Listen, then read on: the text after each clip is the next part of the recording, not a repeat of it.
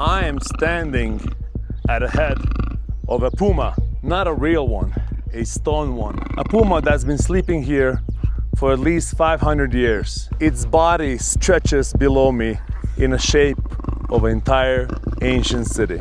And its tail, 2 miles that way, where the two rivers meet. And its heart was at a temple covered with gold. So when the Spaniards saw it, they couldn't believe their eyes. This is Cusco. Not the Cusco on the postcards, not the stopover on the way to Machu Picchu. This is the city that was once the center of the largest empire in the Americas, and the most important city you probably never truly understood. Every great civilization has its origin stories. The Greeks had ancient Troy, the Romans had Romulus and Remus, and the Incas, they had something even more dramatic. According to the tradition, at the beginning of the time, a god named Viracocha stood in the darkness and breathed life into the world. He placed a race of giants here, but they didn't listen. They were arrogant. He placed a great flood to destroy them. The Incas call it Pachakuti, the water that transformed the world. After the flood, Viracocha tried again. From a cave called the House of Windows, Tamputoko, he summoned 4 brothers and 4 sisters. The Ayar brothers, dressed in gold clothes, carrying a sealed and gold rod. Their mission, walk until the rod sinks into the earth. That's where you build. One by one, the brothers fell away. One sealed inside a cave, another turned into a stone on a sacred mountain of Huanakauri, where a rainbow appeared as a sign that the world would never be destroyed by water. Finally, only Manu Capac and his wife Mama Olco remained. And when they reached this promontory overlooking the valley below, the golden rod finally sank into the earth. Garcilaso de la Vega, the son of a Spanish conquistador and an Inca princess, wrote that the name the Incas gave to this place was Cusco, the navel of the world. Now, that's the legend. Beautiful, right? What does the archaeology actually tell us? Because, as an archaeologist, I actually have to ask those questions. The answer is fascinating. The Cusco Basin actually shows evidence of occupation from about 1000 AD, the Ceque era. And what's remarkable is that while most of the Andes were in chaos, communities hiding on fortified hilltops, fighting constantly, the Cusco Valley was the oasis of peace. Brian Bauer, who has done more fieldwork in this region than perhaps anyone alive, found that the earliest settlements weren't on the fortified hilltops. They were on gentle slopes near good farmland. The people weren't hiding. They were growing maize, building irrigation. Towns like Chocoepuquio covered 60 hectares, several thousand people living in peace. So, here's the irony. The very success of the Incas, the monumental buildings that made Cusco legendary, destroyed the evidence of what came before it. Pachakuti, the emperor who rebuilt the city, literally ordered the entire valley evacuated and raised everything to start from scratch. If you're sitting in this plaza right now, you're sitting on one of the greatest turning points in South American history. Because this is where a young prince named Inca Yacupani, a man who was never supposed to become a king, changed everything. Around 1438, an aggressive people group called the Chancas attacked Cusco from the west. The reigning Inca and his designated heir fled in terror, but Yacupani stayed. He rallied the defenders, he fought, and he won. After the victory, they named him with a new name called Pachakuti. He who transforms the world, and that is exactly what he did. Pachakuti didn't just win the battle. He reimagined the entire concept of what Cusco could be. He ordered the basin vacated, had existing architecture raised, then modeled his vision in clay. 20 years, more than 50,000 men had worked without rest, building aqueducts, storehouses, temples, and palaces. And the city they built took the shape of something extraordinary. The Incas said the city was built in the form of a puma. The body lay between Huantai and Tulumayo rivers. The tail, at their confluence, still called Pumakchupan, the puma's tail. And the head? Pachakuti left that to his son, who built the most elaborate architectural complex in the entire empire on a rocky promontory above the city. Look at this. These stones weigh over 100 tons each and fitted so precisely that after 6 centuries of earthquake, they still haven't moved. Pedro Sancho, Pizarro's own secretary, wrote the Spaniards who have been to Lombardy say they have never seen any construction like this. 5,000 Spanish could fit inside. But here is what most people get wrong about Saqsaywaman. It wasn't just a fortress. It was a sun temple, a storehouse, and a ceremonial complex. It held weapons, quilted armor, clothing, pigments, gold, and silver.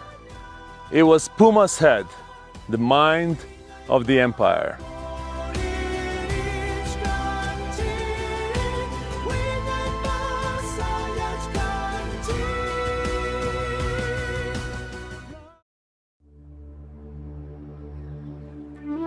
This is the most single important building in the Inca Empire, Qorikancha, the golden enclosure.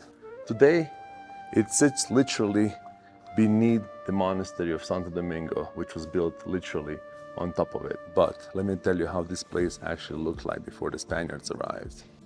Garcilaso de la Vega, whose mother was an Inca princess, left us the most vivid description. The walls were covered in plates of gold and silver. The main altar held a golden sun so large it filled the entire back wall. The mummies of dead kings sat on golden thrones on either side, and outside a garden, not of living plants, golden maize, golden birds, golden llamas attended by golden keepers. The first 3 Spaniards that entered this building literally were peeling the gold off these walls. One of them, a man named Marcio Sierra de Luisiano, took the golden image of the sun itself, and then he lost it in a single night of gambling. That is where the Spanish saying comes from. Play with the sun before sunrise. But Cusco wasn't just what you could see. Radiating outward from Qorikancha were at least 332 invisible lines called seques. Each connected sacred shrines, wakas, dotting the landscape, mountains, springs, carved stones. More than a third were water sources, each maintained by a specific king group, venerated in its appointed turn throughout a year-long ritual cycle.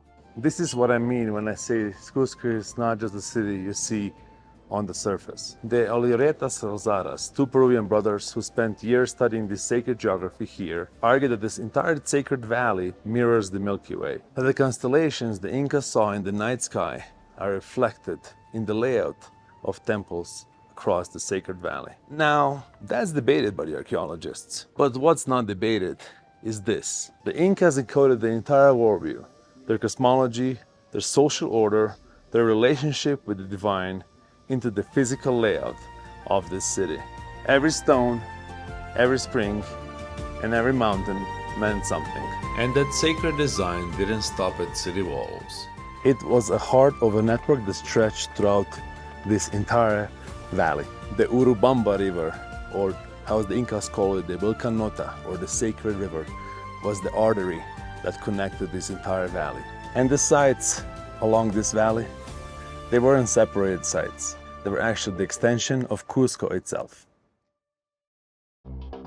Ollantaytambo, a military and agricultural fortress guarding the entrance to the jungle lowlands. These terraces are so steep and perfectly engineered that the Spaniards could not take them by a frontal assault. This is the one place where the Incas actually defeated the Spaniards in a battle. And at the summit, 6 massive monoliths quarried across the valley and brought up over 1,000 feet. Archaeologists still don't know exactly how they did it. And then is Moray.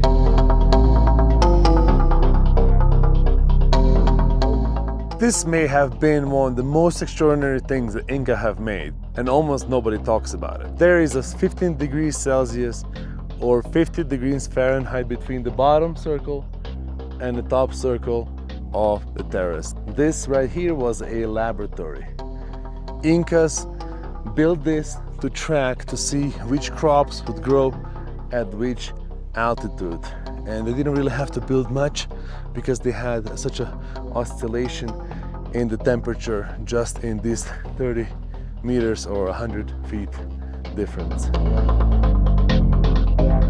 And then few kilometers away is this, Salineras de Maras, thousands of small pools cascading right into the mountain. It all comes from a single saltwater spring.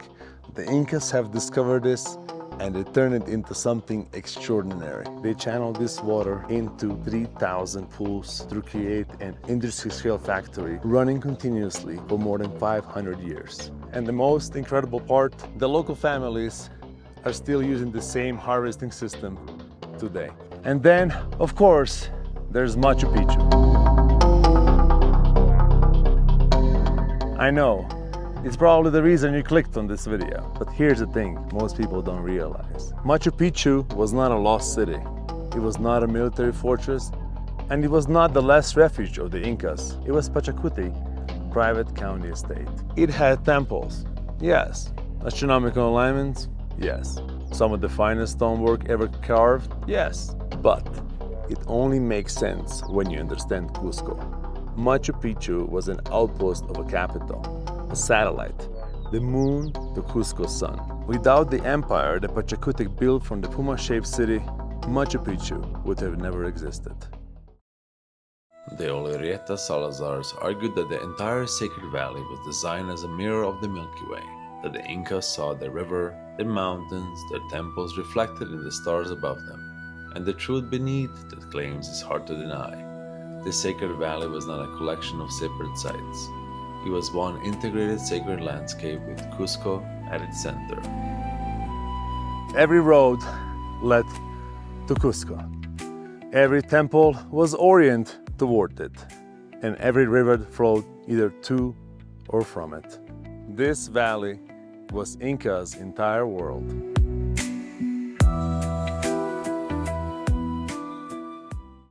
Here's something that blows most people's minds when they first hear it. In Cusco, dead ruled among the living. The mummified bodies of former emperors weren't just venerated. They were treated as they were still alive. They owned properties, they held servants. They were brought into this very plaza for the ceremonies of the state. Seated on golden platforms, offered food and drinks as if they were in attendance. One early Spanish observer wrote that most of the people in Cusco actually served the dead. The dead kings were the most powerful figures in the entire empire, and their mummies sat in the council alongside the living Inca. Think about that. Now imagine running this city. Cusco was split in two, Hanan, Upper Cusco, and Hurin, Lower Cusco. 12 districts ringed the center, 3 for each quarter of the empire. Nobles from conquered provinces kept houses here. Their sons lived here full-time, learning Quechua, learning Inca ways. The entire empire in miniature, packed in one valley. One last detail about this plaza that I cannot get out of my mind. Where I'm standing right now, underneath these paving stones, there are still traces of something Incas placed here deliberately. Sand from the Pacific coast. They brought it hundreds of kilometers away, over the mountains, to cover this plaza. They buried gold and silver figurines in it. They placed a gilded stone here with a hole next to it. During sacred rituals, they poured chica, their sacred corn beer, inside of it. It drained away through an underground canal system. They brought sea into the mountains and the coast into the highlands. The whole world converges here in this main plaza. That's what the navel of the world really means. On November 15, 1533, the Spanish marched into the navel of the universe. They divided the palaces among their officers, assigned house lots to soldiers, turned the Temple of the Sun into a monastery. A golden civilization was melting down for bullion. 3 years later, Mano Inca tried to take the city back. He deliberately set fire to thatched roofs. The blaze consumed much of the capital. Then in 1650, an earthquake devastated what remained. And yet, the Inca walls survived. The earthquake brought down the colonial churches and Spanish mansions, but the Inca stonework, these walls, the Qorikancha foundation, 6 centuries, multiple earthquakes, and 2 civilizations built upon them. They are still standing. That's not just engineering, that's a message across time. People come to Cusco on their way to Machu Picchu. They spend a day or two acclimatizing, walking around plaza, buy llama keychains, and move on. I get it, Machu Picchu is spectacular, but Cusco is the real story. This is where the empire was imagined and built, where an empire encoded its entire civilization and understanding of universe into stone, water, and light. Where the dead sat alongside it living, where the gold grew in gardens, where the sea meets the mountain in a plaza covered by a Pacific sand. Garcias de la Vega called it the navel of the world. The Altroi calls it the heartland of the empire. Brian Bauer proved that the roots go deeper than anyone ever imagined. De Elireta Salazar calls it the mirror of the world. I just call it one of the most extraordinary places on earth.